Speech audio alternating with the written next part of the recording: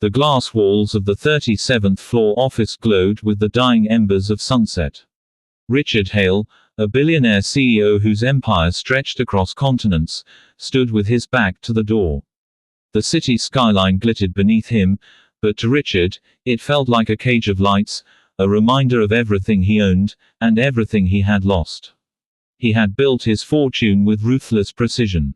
Mergers, acquisitions, negotiations, his name alone made stock markets tremble. People admired him, envied him, feared him. But no one truly knew him. Not the board members who praised his vision, not the employees who whispered his name in awe, not even the society elite who courted him at galas. Because Richard carried a wound deeper than any financial failure could match. His son, Ethan, 8 years old, lived with autism. Bright, sensitive, but locked in his own quiet world. Richard adored him more than life itself, yet every time he tried to connect, Ethan would shrink away. No words, no hugs, just silence or restless pacing. Richard blamed himself, though he never admitted it aloud. Perhaps he had worked too much. Perhaps Ethan had felt abandoned. Perhaps all the money in the world couldn't fix what truly mattered. That evening, his driver insisted he attend the company's annual charity gala. Richard usually loathed these events, smiling for cameras, shaking hands with strangers who wanted donations. But the cause was different this time, funding an orphanage in the city's outskirts. Something about children without families stirred him in ways he could not explain. He agreed, mostly for appearances.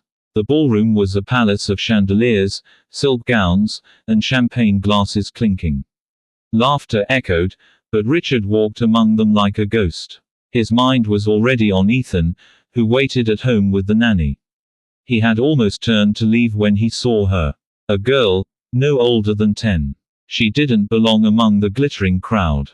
Her dress was plain, her shoes slightly scuffed. She stood near the corner of the stage, watching everything with wide, solemn eyes. Her name, he would later learn, was Amelia Rose. She was an orphan. The director had brought a few children from the home as a gesture of gratitude. Most guests offered them polite smiles before drifting back to their conversations. But Amelia didn't fade into the background. Something about her gaze was piercing, almost luminous, as if she carried an entire world of stories in her small frame. The night ended, but Amelia's image lingered in Richard's mind. 2 weeks later, fate intervened. Richard's chauffeur was driving him back from a tense board meeting when traffic slowed near the city park. Out the window, Richard caught sight of a small group of children playing by the fountain, orphans on a supervised trip. And there, again, was Amelia. She wasn't playing. She was sitting quietly on the bench, hugging a warm stuffed rabbit. Something tugged at Richard's chest. Without knowing why, he asked the driver to stop. The director recognized him instantly and rushed to greet him. Within moments, Richard found himself standing before Amelia. Her eyes met his, calm, steady, too old for her years. "Hello, sir," she whispered. Her voice was like a fragile bell. Richard nodded awkwardly. He wasn't used to speaking to children other than his son, and even then, words often failed.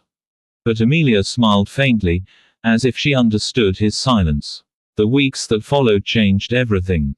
Richard began sponsoring the orphanage. He visited often, always under the guise of business, but in truth, he came to see Amelia. She never asked him for anything.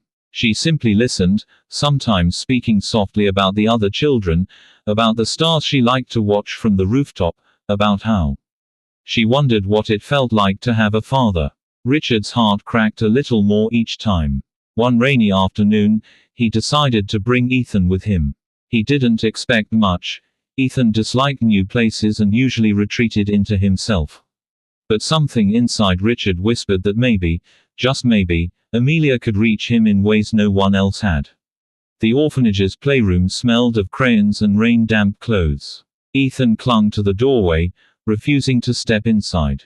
His small hands trembled. Richard crouched beside him, whispering reassurance, though he knew it might not help. Then Amelia appeared. She didn't rush. She didn't speak. She simply walked over, knelt to Ethan's level, and placed her stuffed rabbit gently at his feet. Ethan's eyes flickered. He stared at the rabbit, then at her. For a long moment, nothing happened. Richard held his breath. Then, Ethan stepped forward. Amelia smiled, not a wide, forced smile, but a tender one, soft as sunlight after rain. Without a word, she opened her arms. Ethan hesitated only a second before walking into her embrace. Richard froze. Tears, hot and unstoppable, blurred his vision. He had waited years for his son to seek comfort in another human's touch. And here it was, given freely, beautifully, by a girl who had no family of her own. In that moment, the billionaire CEO, feared and admired by millions, broke down in tears. From then on, Amelia became a bridge between father and son. She played with Ethan, taught him patience, showed him how to share quiet moments. And slowly, Ethan began to open, first to her, then to Richard.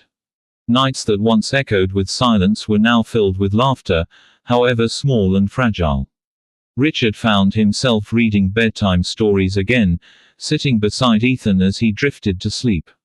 And every time Amelia visited, Ethan ran to greet her, clutching her hand as though it were the most natural thing in the world.